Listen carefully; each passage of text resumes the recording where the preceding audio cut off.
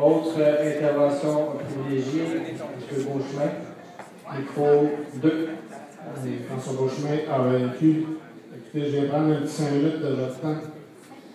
Je me suis limité tantôt, mais je suis pas mal plus stressé que tantôt. En fait, c'est une demande d'entraide, mais surtout, c'est pour m'enlever un gros poids sur les épaules.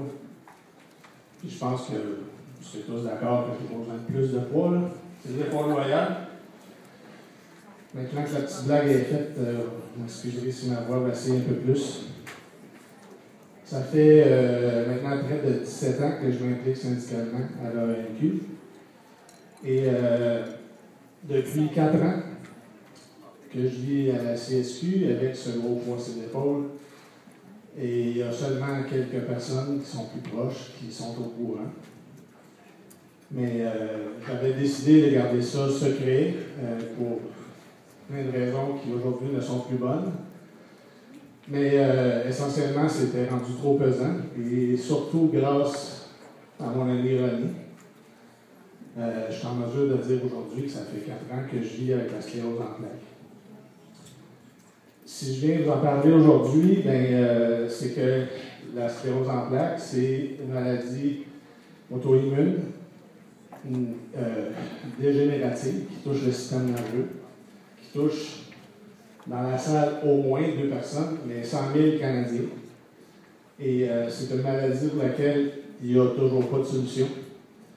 Il y a juste des médicaments qui font que les attaques, qu'on appelle des poussées, sont plus espacées dans le temps, mais la dégénérescence s'installe quand même.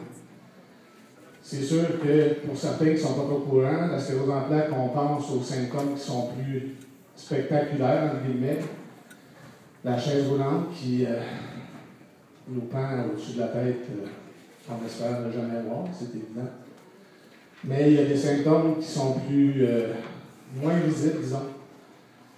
Comme dans mon cas, depuis 4 ans, c'est des douleurs 7 jours par semaine, 24 heures sur 24, et qui font que certaines journées, j'ai le sourire un petit peu moins facile, ou la mobilité.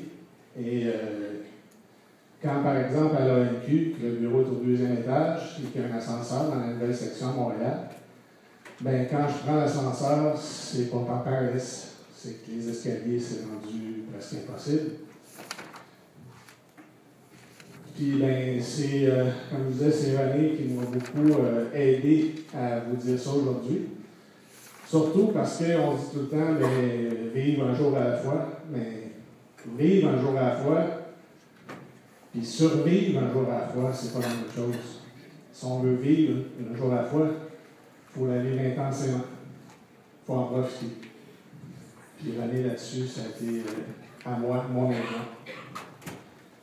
Puis pour contrer la maladie, ça prend de l'argent, comme toutes les causes. Mais depuis 21 ans, la sclérose en plaques, par la Société canadienne, organise la Marche de l'espoir, qui cette année a encore lieu au mois de mai, le 24 mai, dans plusieurs lieux au Québec en même temps, le même jour. Et René fait dans son coin, à Trois-Rivières. Je fais la même chose à Saint-Jérôme depuis quelques années. Et malheureusement pour moi, cette année, même si je recueille encore des fonds, c'est la première année que je ne pourrais pas la marcher au complet moi-même. Fait que pour moi, ramasser ces fonds-là, puis pour René aussi, puis pour tous ceux qui ont la sclérose, la marche de l'espoir, c'est véritablement ça. C'est que ça nous permet d'espérer de ne plus avoir ça un jour.